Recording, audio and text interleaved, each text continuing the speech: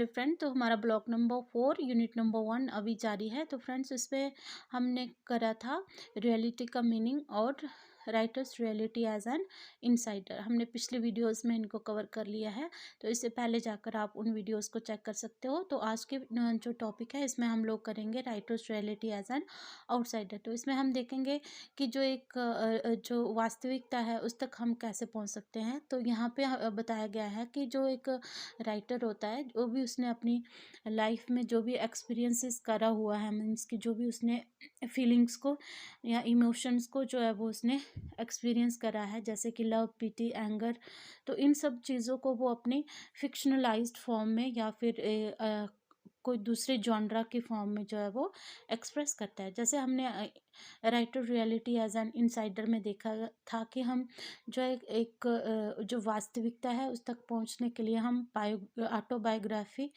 या दलित लिटरेचर या फिर माइग्रेशन राइटिंग के ज़रिए जो है वो किसी समाज की या किसी इंसान की वास्तविकता को जान सकते हैं। लेकिन जहाँ पे हम writer's reality as an outsider में समझेंगे कि जो एक राइटर है, जो भी अपनी इमोशंस को वो फील कर रहा है ना, जो भी वो समाज में जो है वो फेस कर रहा है, फील कर रहा है, तो उसको वो अपने अलग जो है वो जॉनरा के ज़रिए जो है वो एक्सप्रेस करेगा।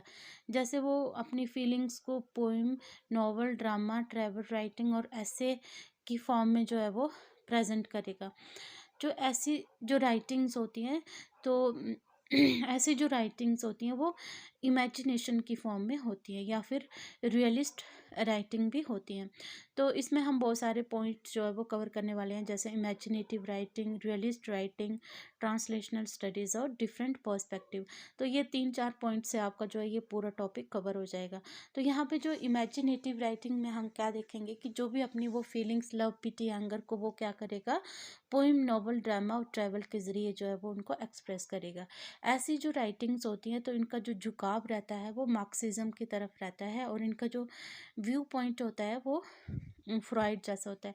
जैसे यहाँ पे मैंने प्रेमचंद जी का एग्जांपल लिया है कि जो प्रेमचंद जी के जो वर्क है, तो वो जो उनका जो झुकाव है, तो वो हमें मार्क्सिज्म की तरफ जो है वो ज़्यादा लगता है। तो यहाँ पे फिर जो वर्ड्सवर्थ हैं, तो वर्ड्सवर्थ की जो राइटिंग है, तो वो उनका जो लव है वो किसका है, किसके लिए है, नेचर के लिए। तो जैसे कि वर्ड्सवर्थ, आपको पता है कि वो किसके बारे में लिखते हैं, एक रोमांटिक जो राइटर है, तो वो नेचर के बारे में ज़्यादा लिखते हैं। जो इमेजिनेटिव राइटिंग्स होती हैं, तो इनको ये हम किसकी फॉर्म में देख सकते हैं, जैसे फेरी टेल, परियों की कहानियाँ, super natural writing, adventure stories या डिटेक्टिव राइटिंग के रूप में हम इनको देख सकते हैं, या फिर साइंस फिक्शन के रूप में हम इमेजिनेटिव राइटिंग को देख सकते हैं। तो जो इमेजिनेटिव राइटिंग्स हैं, तो ये एक बहुत अच्छा तरीका है किसी भी चीज़ की वास्तविकता तक पहुंचने का या किसी भी इंसान की वास्तविकता तक पहुंचने का। और जिस सोसाइटी में वो रह रहा था या रह रहा है, उस सोसाइटी की वास्तविकता तक पहुंचने का ये सबसे अच्छा तरीका है।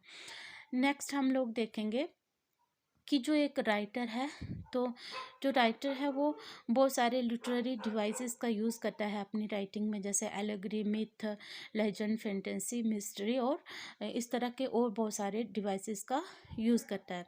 तो जब भी वो राइटिंग लिखता है, तो इसमें वो बहुत सारे जो डिवाइसेस है वो कभी कभी जो है एक मिक्स हो जाते हैं। कोई हम ये नहीं कह सकते कि वो जो कोई भी राइटिंग है वो सिर्फ फैंटेसी है, उसमें मिक्स चीज़ें आ सकता है। उसमें हो सकता है फैंटेसी के साथ उसके साथ जो है वो सुपर नेचुरल एलिमेंट्स को भी ऐड कर दिया गया हो।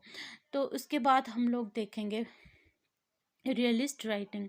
तो फ्रेंड, रियलिस्ट राइटिंग में क्या होता है कि जो भी रियल लाइफ के बारे में लिखा जाता है, तो उसको हम क्या कहेंगे, रियलिस्ट राइटिंग कहेंगे। तो इसमें क्या होता है कि जो राइटर होते हैं वो क्या करते हैं, वो जो जो भी सोशल इश्यूज़ होते हैं या पॉलिटिकल, हिस्टोरिकल या कल्चरल जो भी इश्यूज़ होते हैं, उनको वो एक्सप्रेस करते हैं अपनी राइटिंग के ज़रिए। तो ये भी एक सबसे अच्छा तरीका है एक जो वास्तविकता है उस तक पहुंचने का, या किसी भी इंसान की जो वास्तविकता तक पहुंचने का और उसकी जो समाज या उसकी सोसाइटी की वास्तविकता तक पहुंचने का ये एक सबसे अच्छा तरीका है। इसके बाद आता है ट्रांसलेशनल स्टडीज़। तो फ्रेंड्स, ट्रांसलेशनल स्टडीज़ जो है वो एक बहुत ही अच्छा तरीका है रियलिटी को देखने का या वास्तविकता को समझने का। तो ये जो ट्रांसलेशनल स्टडीज़ क्या होती है, किसी भी वर्क को या किसी भी टेक्स्ट को एक भाषा से दूसरी भाषा में जो है वो अनुवाद करना को ट्रांसलेशन कहते हैं। तो ट्रांसलेशनल स्टडीज़ जो है वो एक बहुत ही अच्छा मोड है जिससे हम क्या कर सकते हैं, नॉलेज और कल्चर को जो है वो एक देश से दूसरे देश तक जो है वो पहुंचा सकते हैं।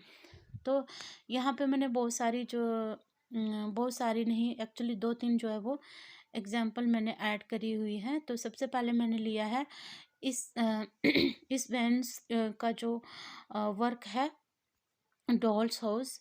तो ये जो इनका जो वर्क है डॉल्स हाउस, तो यहाँ पे आप लोग लगा सकते हो। तो ये डॉल्स हाउस जो है वो इसको 14 लैंग्वेजेस में जो है वो ट्रांसलेट किया गया है।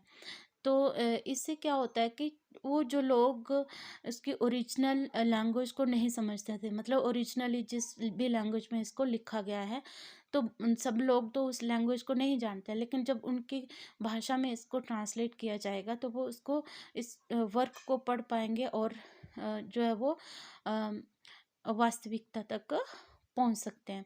दूसरी तरफ जो दलित लिटरेचर है, अब देखो फ्रेंड्स, जो दलित लिटरेचर है वो इतना फेमस क्यों हुआ, क्योंकि उसको एक भाषा से जो है वो दूसरी भाषा में ट्रांसलेट किया गया, तो जिसकी वजह से वो इतना ज़्यादा पॉपुलर हुआ। तो इससे अगर हम दलित लिटरेचर को जो है वो एक भाषा से दूसरी भाषा में ट्रांसलेट नहीं करते, तो हमें उन लोगों के दर्द का, जो लोग वो दर्द महसूस करते हैं, जो भी उनको एक्सप्लॉयटेशन का सामना जो है वो करना पड़ता है, तो वो भी जो भी चीज़ें वो बुरी चीज़ें महसूस कर रहे हैं, तो अगर वो उनका वर्क जो खुद की भाषाओं में रहेगा, दलित लैंग्वेजेस में ही रहेगा, तो हम कैसे उनकी सिचुएशन को समझ पाएंगे। तो जब यही जो लिटरेचर है एक भाषा से दूसरी भाषा में इसको ट्रांसलेट किया जाता है, तो हम आसानी से उस सोसाइटी की रियलिटी तक पहुंच सकते हैं।